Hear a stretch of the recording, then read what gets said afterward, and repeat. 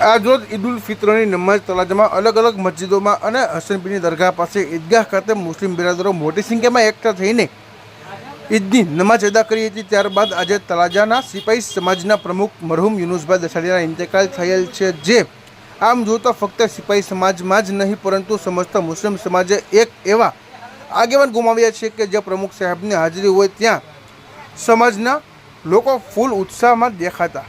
આમ જુઓ તો પ્રમુખ સાહેબની ખોટ પૂરી શકાય નહીં, પરંતુ જ્યારે પ્રમુખ સાહેબે અણધારી વિદાય લીધી, જેને લઈને તળાજા સિપાઈ સમાજના પ્રમુખના હોદ્દાને ભરવા માટે ભાવનગર જિલ્લા સિપાઈ સમાજના ઉપપ્રમુખ એવા જનાબ હનીફભાઈ તુર્કી અને તળાજા સિપાઈ સમાજના ઉપપ્રમુખ જનાબ દિલુભાઈ કેળાવાળા અને તળાજા સિપાઈ સમાજના તમામ હોદ્દેદારો દ્વારા સર્વાનુમતે મશવરા કરીને નક્કી થયેલ આજ રોજ ઈદગાહ ઉપર એક એલાન કર્યું હતું કે તળાજા સિપાઈ સમાજના નવા પ્રમુખ તરીકે અયુબભાઈ વાડીવાળા કે જે મરહુમ હાજી અબ્દુલ કરીમભાઈ વાડીવાળાના મોટા દીકરા થાય અને મરહુમ યુનુસભાઈ પ્રમુખ સાહેબના ભત્રીજા થાય, તેમને તળાજા સિપાઈ સમાજના પ્રમુખ તરીકે જાહેર કર્યા છે।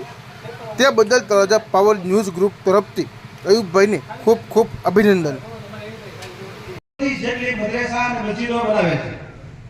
મસ્જિદોમાં નિર્માણ કરેલ છે અને સૌથી મોટી ટ્રીટમેન્ટ પેશ કરેલ છે, જેમ આપ સૌ તાજના સાક્ષી છો।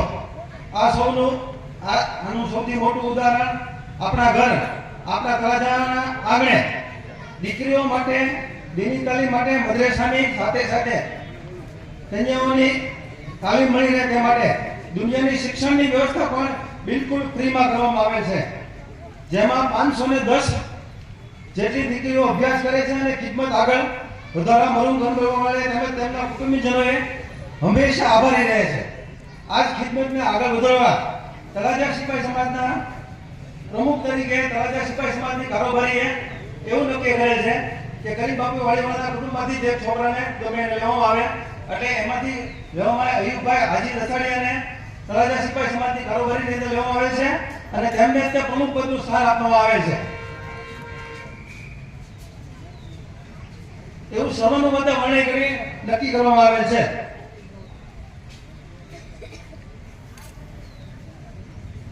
આ અવસરે આપણા ગામની સેવા કરે છે, આ માટે આપણા સમાજની પણ લાગણી એવી છે કે સમસ્ત મુસ્લિમ સમાજનું જે આપણે યુનુસભાઈ કરતા હતા એમ ગરીબ બાપા વાળેવાળા ઘરમાંથી કોઈને એક આપે એવી અમારી લાગણી છે।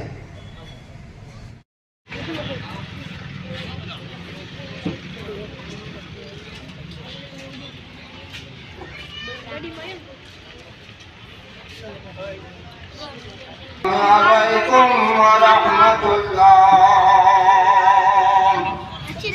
Assalamualaikum warahmatullah.